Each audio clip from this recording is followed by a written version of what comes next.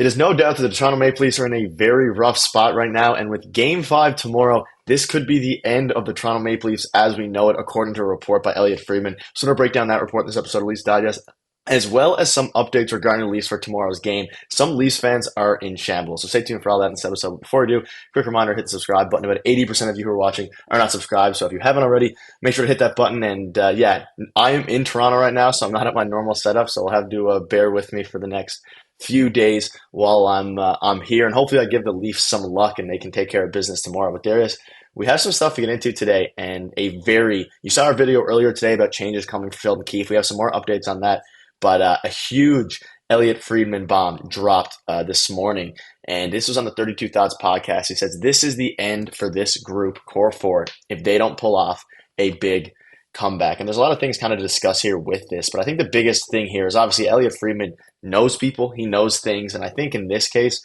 he might know that if the Leafs don't pull off the 3-1 comeback and they lose this series in the first round, like we've been discussing even all year, even before the playoffs in our stream, he might know that some of the big guys, the big core four, are going to be traded, and I think Mitch Marner might be the one. But this is a very, very big report, and I think this must have gotten leaked by someone, or he has some intel from whether it's another executive or the Toronto Maple Leafs organization. Well, Elliot Friedman is very well connected. Like, that's no surprise to anyone. So obviously what he says, I think, goes very far. And I think anyone could say that we are in this situation right now. Yes, this is the end of the core four as we know it, unless they win the Stanley Cup here, unless there is a monumental comeback. And I listened to the entirety of 32 Thoughts this morning as well.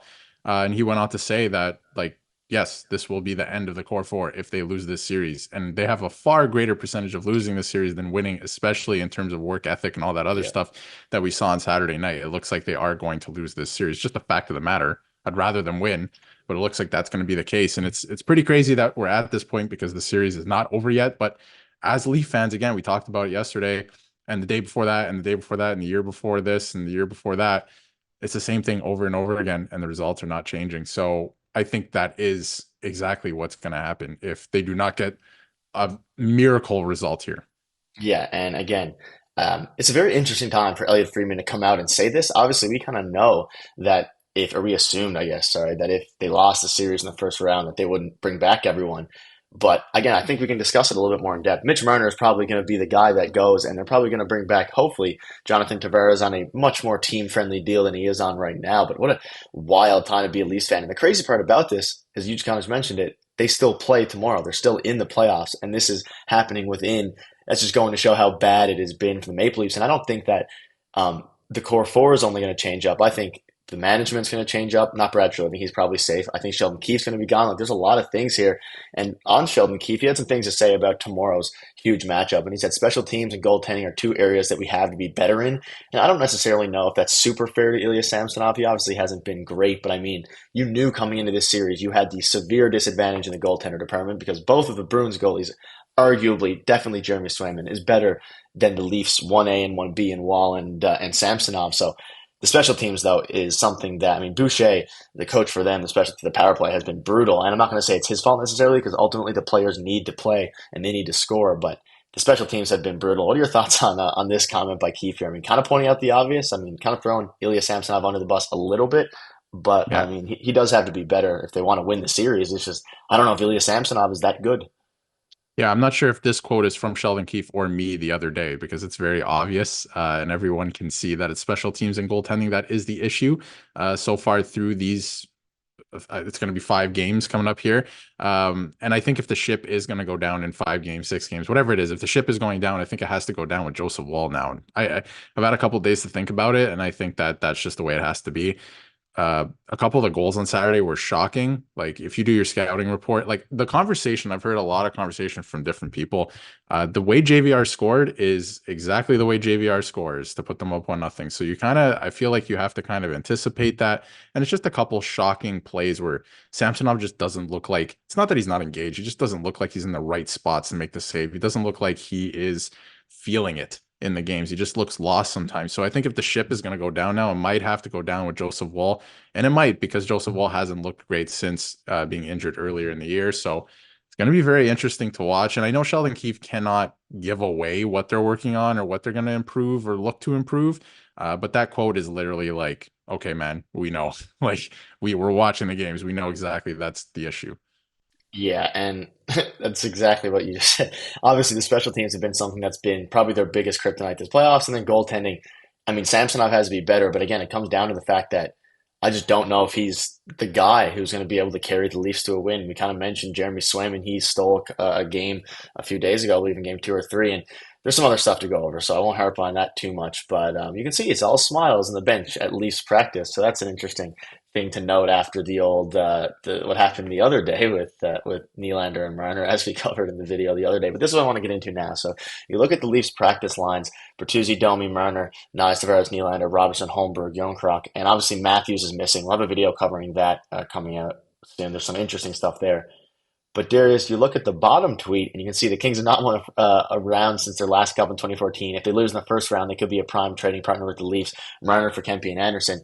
And Marner trade talks are something that we're going to be covering immensely if they lose tomorrow, or even if they lose in the first round. But you're looking at this tweet, and this picture kind of encapsulates the whole point of what we're kind of feeling right now, Darius. The Leafs are still in the playoffs, and we're talking about potential trade packages for a 100-point player that the Leafs have right now. It's a little bit Yeah, crazy. yeah, the reason I wanted to bring this specific thing up is not to entertain that specific trade scenario or anything. Twitter has been weird, and not only Twitter, just everything has been weird the last 2 days. Because if you look at that, you have Mark Masters saying this is what the lines look like going into tomorrow. There's a possibility Matthews might not play. That's a huge storyline. And right under it, you have the season is over.